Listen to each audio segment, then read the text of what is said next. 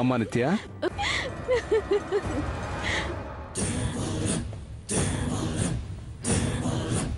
ఈ మధ్యకాలంలో నువ్వింత సంతోషంగా ఉండటం నేనెప్పుడూ చూడలేదమ్మా.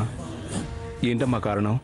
ఇంతకు ముందు చాలా మంది తలరాత విధిరాత నా టైం బాలేదు అంటుంటే అలాంటి వాళ్ళని చూసి నవ్వుకునేదాన్ని. కానీ నమ్మాలన్నయ్య, అవన్నీ నమ్మాలి. నా టైం చాలా బాగుంది. ఏంటమ్మా నువ్వు చెప్పేది? దేవ్ కోసం నేను వచ్చే జన్మ వరకు ఆగాల్సిన అవసరం లేదన్నయ్య. ఈ జన్మలోని చాలా తొందరలోనే దేవ్ నా సొంతం కాబోతున్నాడు. Meenakshi chapter close. కొంచెం అర్థమయ్యేటట్టు చెప్పమ్మా. దేవ్ మీనాక్షి మానసికంగానే కాదు, న్యాయపరంగా కూడా దూరం అవుతున్నారు.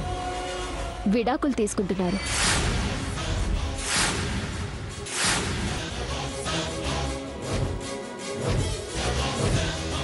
ఎవరో చెప్పిన మాటలు నమ్మి మరీ అంత సంతోషపడిపోకమ్మా. దేవ్ తన భార్యకు విడాకులు ఇస్తాడంటే నేనే కాదు, ఈ ప్రపంచంలో ఎవరూ నమ్మరు. నమ్మి తీరాలన్నయ్య. ఎందుకంటే ఎవరో చెప్పిన మాటలు నమ్మి నీతో చెప్పడం లేదు, నేనే ప్రత్యక్ష సాక్షిని. మీనాక్షి పుట్టినరోజు వేడుకని ఘనంగా చేసి అదే వేడుకలో అందరి ముందు విడాకుల నోటీస్ మీద సంతకం పెట్టి మీనాక్షికి పుట్టినరోజు కానుకగా ఇచ్చాడు. మరి రాము వాడిద్దరిని కలుపుదామని ప్రయత్నం చేస్తున్నాడు కదమ్మా. అలాంటప్పుడు దేవ్ ఎందుకు విడాకులు ఇస్తాడు? ఒకవేళ ఇది కూడా ఏదైనా ప్లాన్ ఏమో? అనవసరమైన అనుమానాలు పెట్టుకోకన్నయ్య.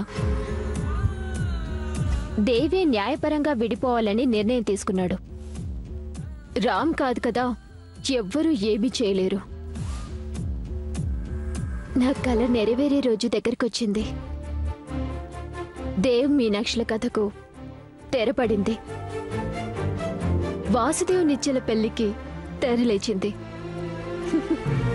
ఇక దేవ్ నా సొంతం కాక తప్పదు. నీ కోరిక నెరవేరితే ఎప్పుడూ నీ సంతోషాన్ని కోరుకునే అన్నయ్యగా నాకు కావాల్సింది ఏముందమ్మా? కాకపోతే ఇప్పుడు ఎక్కువగా ఊహించుకొని నువ్వు బాధపడే పరిస్థితి మాత్రం తెచ్చుకోకమ్మా. ఇన్ని రోజులు దేవ్ గురించి ఆలోచించి నేనేమైపోతానని భయపడ్డావు. ఇక దిగుల్లేదన్నయ్య, హ్యాపీగా ఉండు.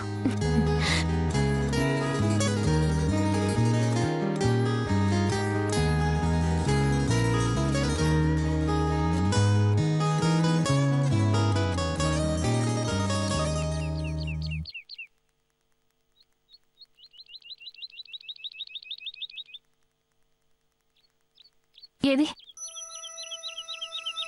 ఎందుకు జాను అలా ఉన్నావు? ఏం లేదక్కా. ఇక మన కష్టాలన్నీ దూరమయ్యే సమయం దగ్గరకొచ్చింది జాను. ఎన్ని రోజులు ఎన్నో బాధలు పడ్డావు, ఎన్నో సమస్యలు ఎదుర్కొన్నావు. ఇక అన్నీ తొలగిపోయినట్లే. నువ్వు సంతోషంగా ఉండాలి జాను. ఈరోజు చాలా మంచి రోజు. ఇక ఏ కష్టం జీవితంలో దగ్గరికి రాకుండా సంతోషంగా ఉండేలా ఆశీర్వదించమని ఆ దేవుణ్ణి వేడుకుందాం జాను. పద జాను.